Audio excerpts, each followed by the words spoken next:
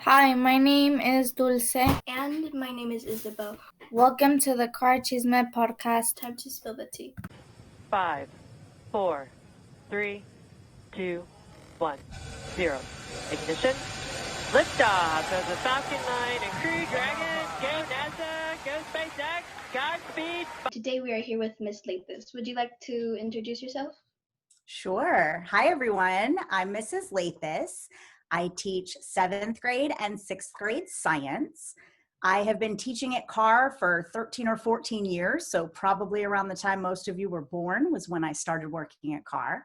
I absolutely love Carr. I love our students. I love our community, and I just love everything about it. And I'm really excited that I got to go to 7th grade this year and see my students from last year again this year. My first question I have for you is, who or what inspired you to teach science, and who supported you? Ooh, those are excellent questions. Who inspired me to teach science? That's a really good one.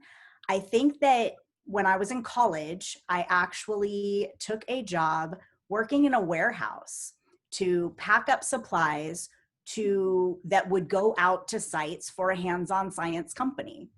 So I was still getting my degree. I picked up the job to pay the bills, but the supplies that we were packing looked really interesting. And every now and then the teachers would come through and show us some of the things they were doing. And I actually got my start in science when a teacher called in sick and they said, okay, who wants to go and teach today? And they picked me. And so I started helping out. And then that's kind of where I got bitten by the science bug. It's really cool. I didn't know that. Yeah, that's not something that I do share very often. So that's why I was really intrigued by the question. And who supported me? To be honest, I actually had a multiple subject credential back when I first started at Carr. So I was teaching both science and math, and I was good at it and I loved it. And then the requirements changed. And to be honest, I actually tried to get credentialed in the math I tried to get a math credential and I could not pass the test because you have to pass like really, really high math in order to get a credential to teach at the middle school level, which I would never have needed. And I wasn't good enough at the math. And so I took the science test just as a practice and passed it on the first try. So clearly science is something that I'm pretty good at. And so that kind of helped get me into teaching science all the time. Who supported me? My principal at the time was super supportive of me getting that credential because he didn't want me to leave Carr. And a lot of the folks that didn't have the single subject credentials were actually going back to elementary. And I loved middle school too much. I did not want to go back to elementary. So yeah, my principal at the time, and then my son who was small, but knew that he had food on the table and a roof over his head if mommy had a job. So he was really supportive of me getting involved in science.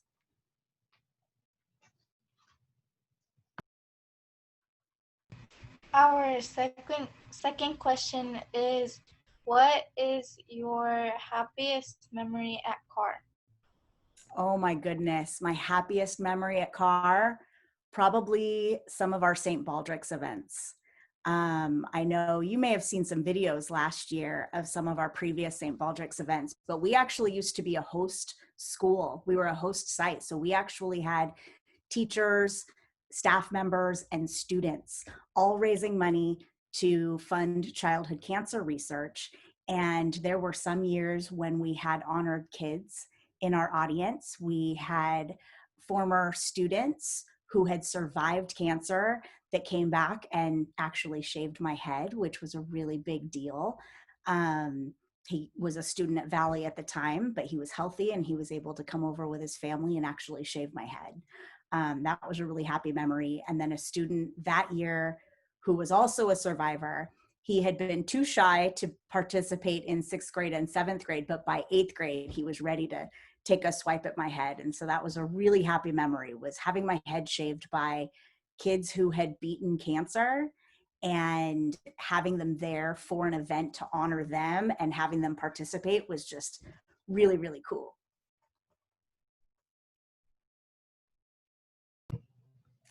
My next question is, who's your favorite scientist and why?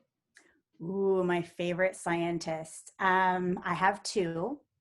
One would be Nikola Tesla, who is the actual inventor of the light bulb, but because he worked for Edison and it was Edison's lab, Edison got credit for it. And so I kind of love that story that he was just such a brilliant scientist and did so many things and created so many things for us that we use to this day. And it's just very intriguing to me to think about how it was the person who had the money, who owned the lab, who was able to take the credit. And so learning that story kind of got me to look at how many people contribute so much to our society and they don't get the credit that they deserve because maybe they don't know the right people or that kind of thing. So I really was interested in that. My other favorite scientist is probably Marie Curie. I read a story about her when I was younger than you, and I was just always fascinated by her story. And how she won Nobel Prizes and she was just so smart. And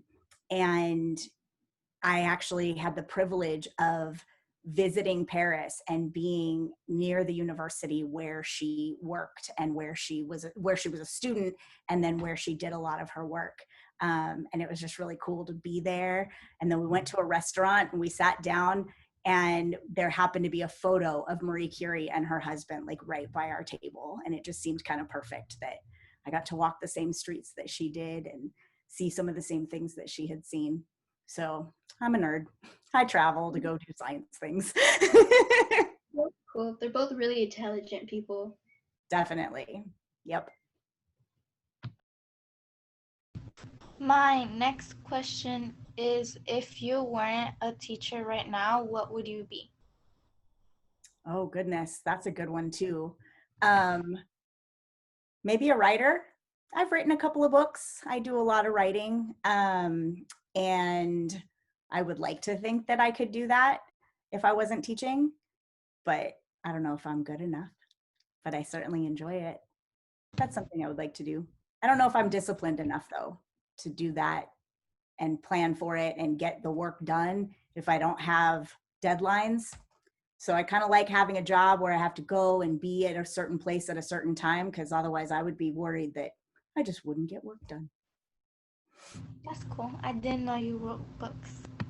I did. I actually had copies of them in room 608. So I'll have to show you another time. Maybe if we ever get back to school, I'll show them to you. That would be really cool to look at too and to read. My last question. I did write those books for Carr students, to be honest. So November is National Novel Writing Month. I know you have another question, but I do want to share that I wrote them for young adults. I wrote them for my students at Carr. My last question I have is, what's your favorite lesson to teach? And what's your favorite part about it? Ooh, interesting. There's a couple of lessons that I really enjoy. One of them is a directed drawing lesson for the water cycle. I really enjoyed walking the students through it. It's very interactive and we get some really cool products out of that. And then we've also done some engineering stuff. I like doing things. I like doing lessons where students are exploring and learning things. And I find that I end up learning from my students because you are way more innovative than I am. And there's a lesson that we have done in the past with creating water wheels. And it's just super cool to see the things that the students come up with that are way more creative and way more innovative than anything adults come up with. So I really like doing stuff where you're building things and doing things and exploring. Those are really cool lessons, especially the water cycle one. That was fun. I'm glad you enjoyed that. I always had fun with that one. Yeah. That's all the questions we have for you today. Thank you for being here.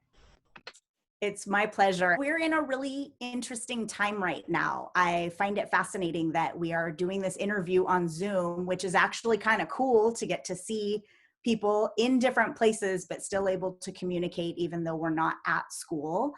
And during this time when things are really, really tough, I just want to remind all of you students that your teachers really care about you and we are here for you. And we know that things are hard and we know that everything's different and it's something none of us ever expected. And even the adults haven't lived anything like this before either. So it's all new. So I ask you to be patient with yourselves, be patient with your adults, but do ask if you need something. Ask the adults in your life, ask your parents, ask your aunts and uncles, ask your teachers. We care about you and we are here for you and we are going to get through this together. I really believe that. Thank you. And this was really fun to do. Thank you.